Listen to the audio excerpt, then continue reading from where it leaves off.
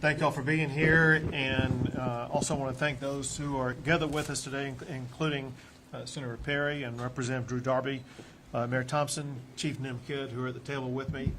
I want to thank the leaders behind me who've been working tirelessly over the past 2 or 3 weeks or so to help respond. We got a large number of first responders over here, first responders who have stepped up and literally saved lives of so many people across this entire region.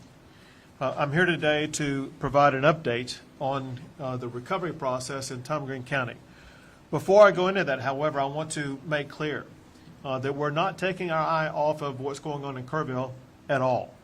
We continue the process of recovering bodies, of removing debris, of rebuilding, and the early process of getting people back into homes or to where they were living. I do need to share with you an updated number, 2 updated numbers. The numbers that I have of those who have lost their lives statewide in this flooding episode in the month of July is now 135. Those who have lost their lives in the Kerrville area because of the floods is now 116. And we will continue the search for everybody in every single region that was affected by these devastating floods. And while Kerrville has drawn a lot of attention, and there's reasons for it, I think it's the largest flood in the history of Texas. And more people lost their lives in Kerrville than those who lost their lives in Hurricane Harvey, just to understand the magnitude of it. But during all of that, we have been focused on what was going on in Tom Green County. And we began working with Tom Green County since at least the day before the storms hit, beginning on July the 3rd.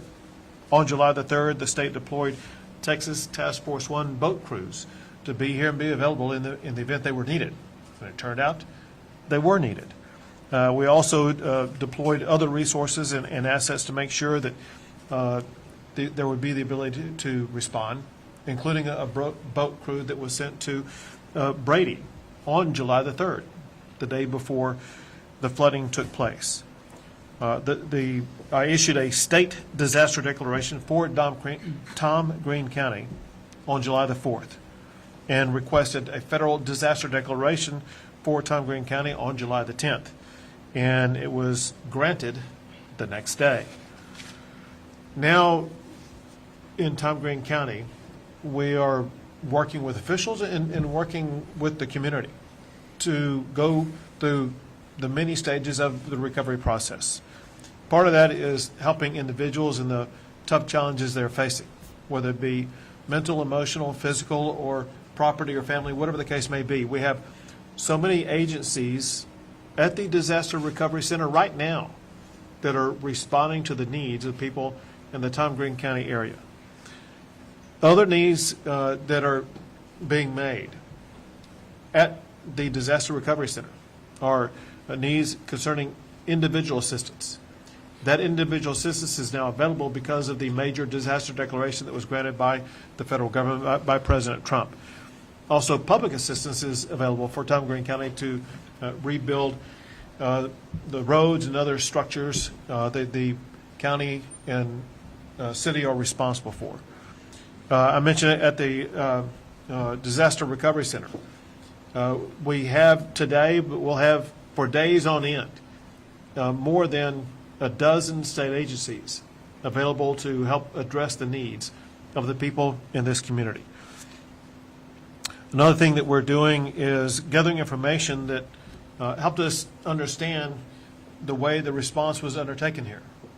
And I got to tell you, we've not seen a better response in the state of Texas. And there are articulated reasons for that. One is there was a great deal of collaboration at all levels, from the very first minute all the way until this moment in time. The response by local officials was extraordinary. We actually, in talking to Chief Nim Kidd, we consider the way that Tom Green County, and I say the county, it obviously involves the city, your mayor, every local official at every level. We consider it to be a model for the way that communities need to respond to disasters like this. and we will talk more about that in the upcoming special session. But in talking to the officials about why they responded the way they did, they talked about being trained for events like this months in advance, being organized and then executing on what the game plan was, but also maintaining a sense of compassion for the needs of the people of this community. Most importantly, they prioritized saving lives. In any type of disaster, saving lives is the first and foremost thing that everybody should have. And that's exactly what took place here.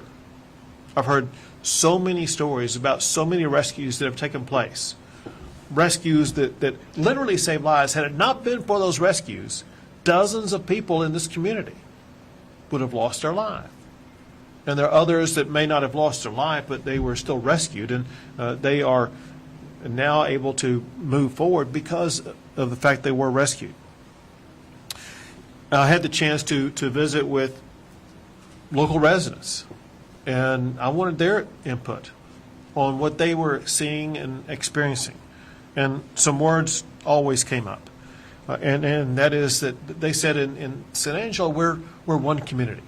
We are neighbor helping neighbor, and we share things with each other. And you get a sense of the moral clarity and values of the people in this region that provide a sense of resilience and continuity for such a great community. One person mentioned this is neighbor helping neighbor. Others have talked about enduring relationships, that it's those relationships that help them get through these challenging times. Going forward, the state is going to remain working with Tom Green County until the recovery is complete. I mentioned a special session. As you know, we have a special session beginning on this coming Monday.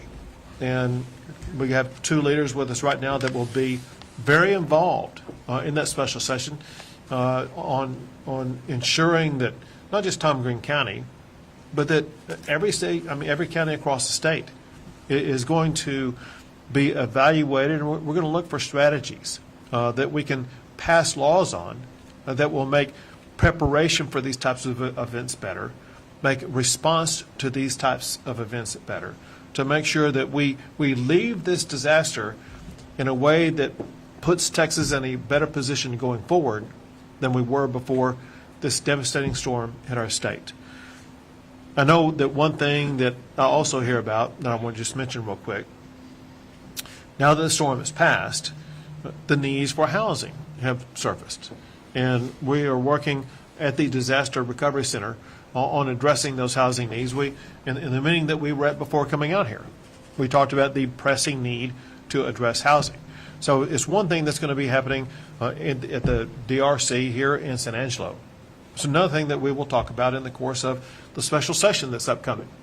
We want to make sure that as we go into and come out of that special session, we are striving to address every need of everybody in Tom Green County before that session is over. And now, with that set up, I'm going to toss it to a senator who's going to be very involved in that special session, Senator Perry. Thank you, Governor. And can't say enough that you came here, and it shows that Tom Green and people in it matter. And that's not true just for Tom Green. That's true for every Texan, and I appreciate your leadership.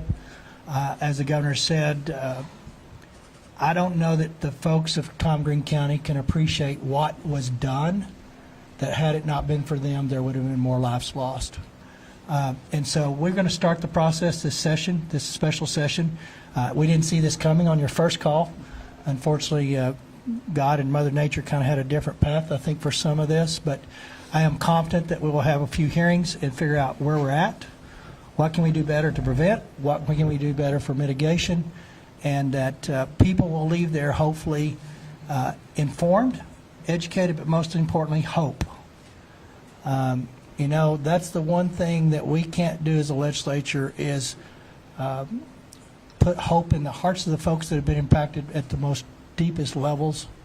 But the guy that created the heart can. And I just hope that for those that have that certainty, that I'm thankful for that. For those that don't, I hope they run to that creator and not from that creator in these times that we face across the state. I have all the confidence in the world. The state is big enough, to what the governor just said, that not one single person will be left behind when it comes to what they need addressed. And we'll find a way to do it. I wish I had all those answers today, Governor. We could save some special session time. But I trust my 181 colleagues in the House and the Senate. They're engaged. This is a serious issue. We've been here before as a state on some level. And we will come out shining, as Texas always does. But I can't say enough about the leadership at the local level that we're having a different conversation today, if not for their efforts, Governor. And I look forward to engaging them into that process to make sure other communities can see a success story and what it looks like. But we're ready to go to work. And I thank you for your leadership and setting this up for us so we can have something to work on. There you go. Thank you. Now, Representative Drew Darby. Thank you, Governor. And again, on behalf of our community, welcome to San Angelo and to the Concho Valley. Your presence here demonstrates the focus of your office and of the state organizations to help this community and this region out in this important time. And your presence is valued, and we want to publicly show you our appreciation for that. NIM Kid, Chief Kid, Texas Division of Emergency Management, thank you. You have been a presence here often, and that presence is very valued. Sean Baxter, your group that are here with us today are very important. The governor mentioned 12 state agencies. I bet there's a lot more state agencies are involved in the recovery here in this region. I think the governor's proclamation early on has made a difference. I know you have been working with surrounding counties, whether it be Concho County, I think Coke County just recently. Thank you for that. We've got to remember that it's not only San Angelo and Tom Green County, it's the communities and counties around us that are also impacted, and thank you for that. It is difficult when you see the tragedy that occurred in Kerrville area and the loss of life, and there are folks here in this audience that have loved ones that were impacted by that. Our congressman had two daughters that were there at that time, so this is about, we cannot bring them back. We cannot undo that, but what we can do is learn from it. And I think that is what Senator Perry and I and you, of course, are going to carry into the special session is what can we learn from it? How can we prevent it? There's going to be natural disasters to occur in the future, but how do we prevent this loss of life? And thanks to the men and women behind us and to the first responders for your bravery, for your diligence, for your hard work and dedication to the proposition of saving our community. Thank you for that. And again, thank you all for being here. Thank you very much. Now, Mayor Thompson.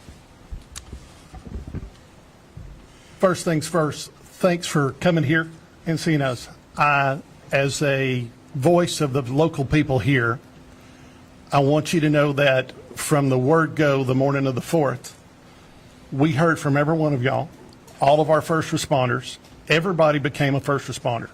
But what was very impressive along this pattern and path was the communication downhill that said, don't let government get in your way. If you need help, let us know, and whatever you need, just ask. That rolled forward for 7-10 straight days. City, municipal, state, federal people all came lockstep together to create a response where nobody was in the way.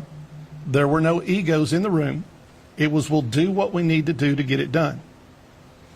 We developed many private-public partnerships, especially with our nonprofits, to let them manage and execute in areas that they have expertise that maybe city, state, municipal government do not, as far as housing, volunteer management, resource control. And they did an impeccable, outstanding job. Our reaction and response was great. Our recovery is going to be how we're going to be judged. And with the flow of assets coming from, say, Kerrville, this area up here, we have the opportunity to move our recovery from months to weeks. Right. And with y'all's help and the conversations we just had, I've never been as excited or more confident that Not only is that our goal and ideal, it's also y'all's too. It's all comes down from state level. Make this happen. Take care of your citizens. We're going to help you with housing. We're going to try to help you navigate a path. Most important thing that everybody said in there was there's lots of things that we need to figure out what those are. Senator Perry, you said let's not have false expectations on what's going to happen, but we're going to execute and try to get everything out to everybody we can as soon as we can. Thank you very much. Thank you very much. Now, Chief Nimkid. Thank you, Governor. And I just want to tell the working media out there, thank you for being here with us and getting this message out, because the first responders of this community absolutely saved lives. The local leadership, from the mayor, the judge, your emergency management coordinator, police and fire chiefs, sheriff, Texas Department of Public Safety, and the game wardens working together as one organization was an amazing feat. If the rest of the state worked like that, I would probably be out of a job. The work that was done here locally is second to none. Then I've got to thank all the volunteers that are out there. We went through houses today where Samaritan's Purse and other volunteers were out there cleaning out the houses, putting the debris in the piles that it needs to be. Very few communities in this state have pre-positioned debris contracts. This one does. They're taking it seriously. Y'all are in good hands. Disasters are going to happen, but leadership like this at the local level will make that recovery so much faster. The volunteers that are out there working right now, if you see one on the street, stop and thank them. They're here for the goodness of good and the hearts and their kindness, and they will help you recover faster than any level of government ever will. So take care of your volunteers that are out here. Glad to be here with you, Governor. Thank you very much. I want to double down on what Chief Kidd said about the volunteers. I had the opportunity to meet with many of them today, but know all that they are doing. And some of them are volunteers with organizations that existed long before this, and some are just volunteering on their own right now.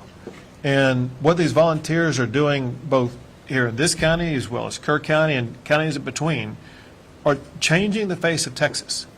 We would not be able to be where we are or make it through the recovery process the way that we are without the volume of volunteers that we have.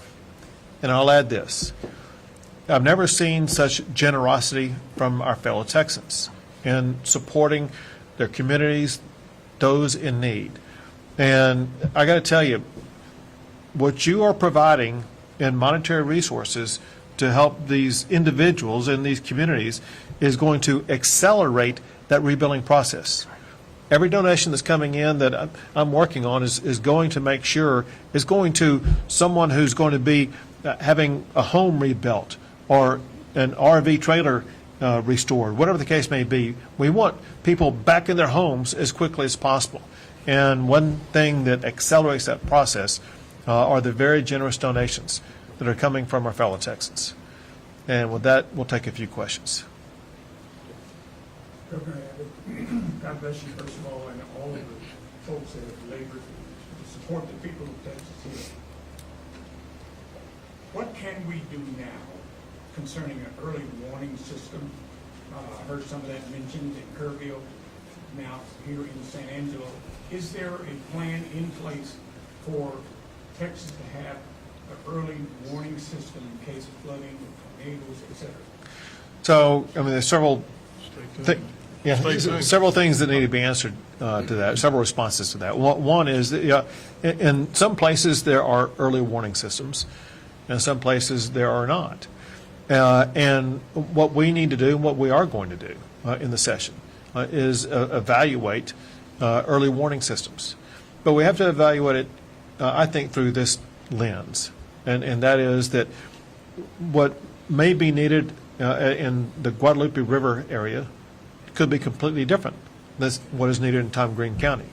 And we need to be working with leaders and members of local communities to learn from them what is going to be best for them. I'm going to give you a very easy example. And that is, as a person who's been in Hunt, Texas, which was ground zero of where the Guadalupe River flooding took place, there is virtually no cell phone availability at any time. Cell phone warnings would have, I think they were triggered, but they largely would have been irrelevant because of the inability for people to communicate. So I'm going to add to the menu.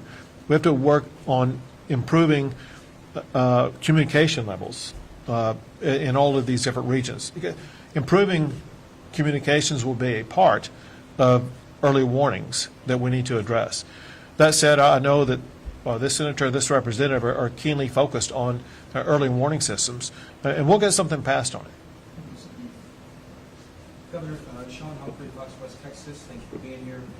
Over the past few weeks, since these floods started, we've seen farmers, ranchers, rural Texans really having to handle a lot of work on their own. We've talked about the volunteer help for some of those families, including one we spoke with yesterday.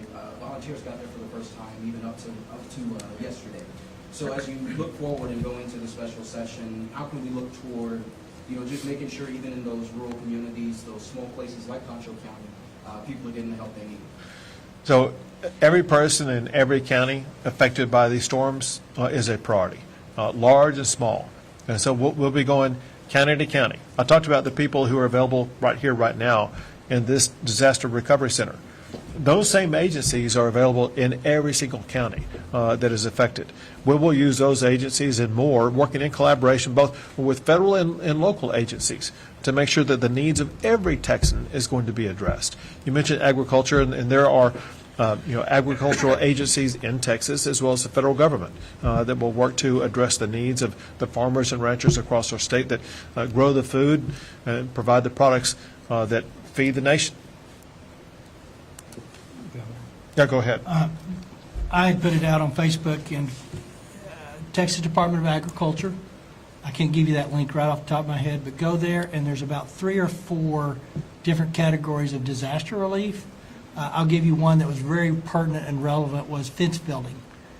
This is a privately funded bucket of money that Texas Department of Agriculture is responsible for delegating or dispersing it.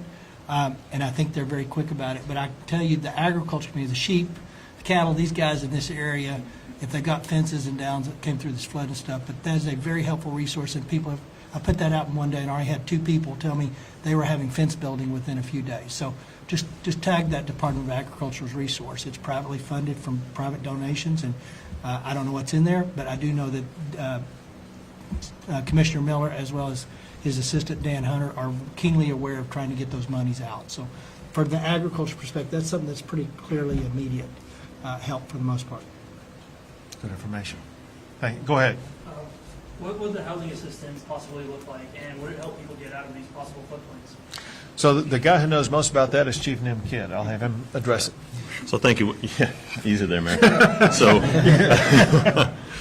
yeah, we've talked about some of the flooded houses that were here and whether they were or were not in a recognized or identified 100-year floodplain. The things that you're going to see in the rebuilding process is people whose homes that have already been cleaned out, that are clear to re-permit or get back in there. That's going to happen relatively quick. There's also been several volunteers and people across the community that have offered apartment complexes and others to get people out of hotels into something a little more suitable and sustainable until their homes are rebuilt. Now, there are federal programs that do get turned on in some disasters. We have not seen all of those longer-term recovery projects programs turned on yet, but we'll continue to work with the federal government once we see the housing inventory needs to make sure that those needs are addressed as soon as possible. Once the federal declaration was declared, how is the Small Business Administration working with businesses that were affected by the flood? We'll have Nim fully answer that. I'll just tell you that at the DRC in San Angelo, SBA is right there. And there was no one in line. I said, you need a longer line here because people need to start signing up. But go ahead. And a great question. Remember, the Small Business Administration, while it sounds like they're for small businesses, they also do home loans as well. So if you need a loan to get your home rebuilt or repaired, please go check out the assets and resources at the SBA. Listen, thank y'all very much. Thank you for getting the word out. But a big thank you to all these first responders, to these leaders behind me, those getting the real results done. Thank y'all very much.